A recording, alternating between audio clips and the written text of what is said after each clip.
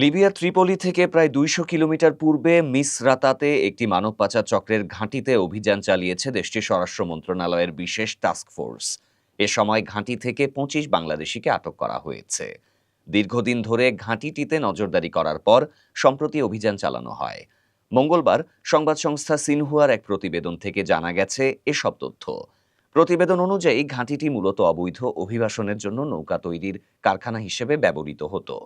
গত রোববার অভিযান পরিচালনাকারী বাহিনীর পক্ষ থেকে তাদের অফিসিয়াল ফেসবুক পেজে জানানো হয়, গোয়েন্দা তথ্যের ভিত্তিতে দীর্ঘদিন ধরে কারখানাটির ওপর নজর রাখছিল তারা।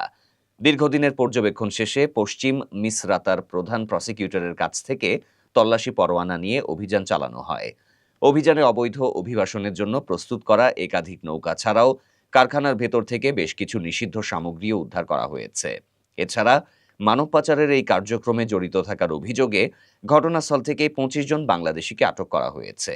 জব্দ করা সামগ্রী সহ আটক ব্যক্তিদেরকে পরবর্তী আইনি প্রক্রিয়া সম্পন্ন করার জন্য পাবলিক প্রসিকিউশনের কাছে হস্তান্তর করা হয়েছে।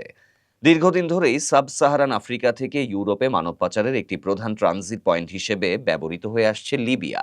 এখানকার রাজনৈতিক ও নিরাপত্তাহীনতার সুযোগ নিয়ে মানব পাচারকারীরা বিপজ্জনকভাবে ভূমধ্যসাগর পাড়ি দেওয়ার ব্যবস্থা করে, যার ফলে প্রায়শই নৌকাডুবি সহ নানা ধরনের শোষণ ও নিপীড়নের মতো ঘটনা ঘটে।